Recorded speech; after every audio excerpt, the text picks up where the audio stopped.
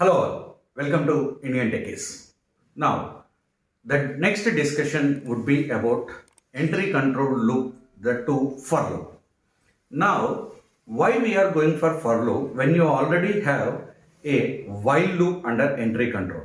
In exit control, we have only do while, there is no other type. Then, when while is there, why we are going for loop? For example, how do you write a while loop?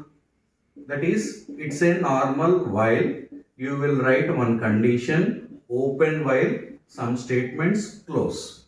So, if you are using any while loop, compulsorily you will be having a basic initialization for this condition. Initialization means I equal to 1, I equal to 2, some any starting value. Inside this you will be having this increment. Since this is a small program, in the previous session we have seen 1 to 10, printing 1 to 10. Since that is a small program, if you get any change, modification, any wrong result in the output screen, since it is a small program, you can easily rectify. Okay, whenever a loop repetition is wrong or it producing results in a wrong way, then we will check three things in a loop programming. That is, what is the starting value that we have assigned if before the loop start? What is the starting value that you have assigned? Next, what is the condition that you have written? So whether it is becoming true or false, what condition exactly you have written? Then what is the increment? Every time with how much value you are going to increment. So when you compare this one with initialization, condition and increment at three different places. Since the program is very small, you can easily identify where is the initialization, where is the condition, where is the increment, right? But when you go to the real-time programming and in the software companies, whenever you start writing programming, the programming lines will be in thousands and lakhs. So it will be difficult for you to identify where is the initialization, because since the program does not have any other requirement, we are writing initialization exactly before the while. Like I is equal to 1 we have written in previous program exactly before the while. But we may not write I equal to 1 exactly before the while. Before the while and after main, there will be lot of statements you can write at any place. Next, condition will be at a different place. Initial will be at different place. Inside the while also you will be having hundreds and thousands of lines. So you may write this increment at any place, not only at ending of the while loop. You can write at starting of the while, middle, ending, at any place. So whenever you get a problem in your result, identifying where is the initialization, what is the condition exactly you have written, what is the increment value that you are going to do, at three different places will be there.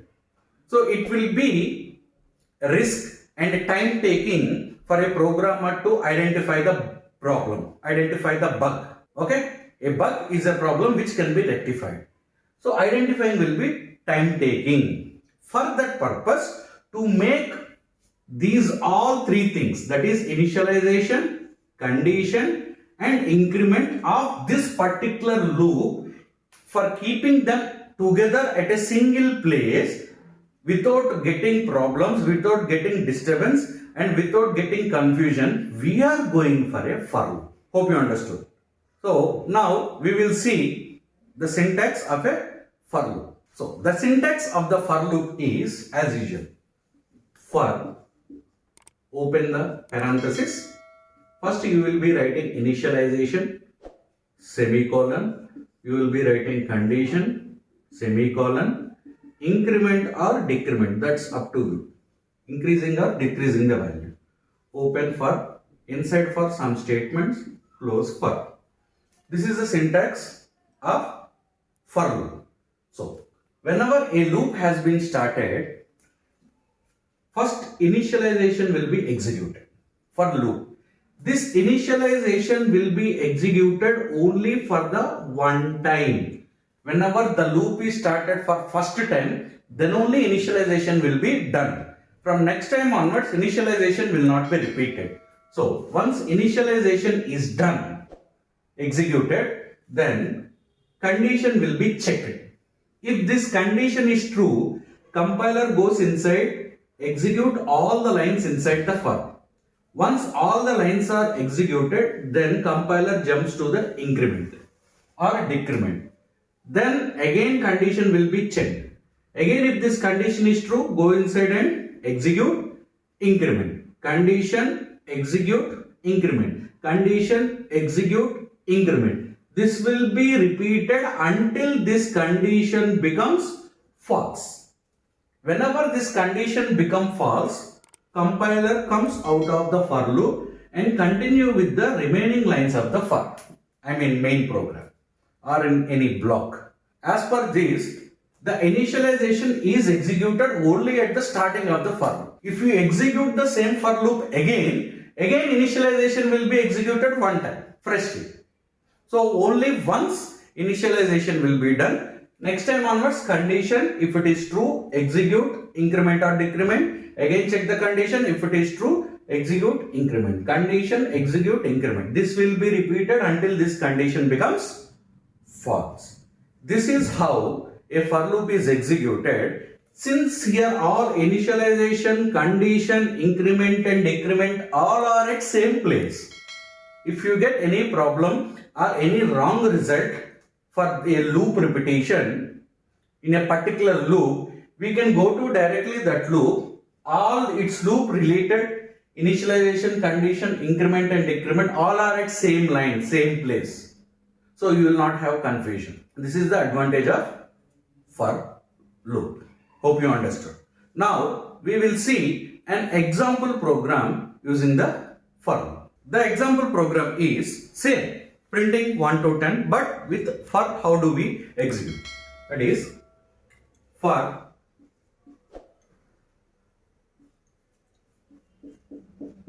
hash include stdio.h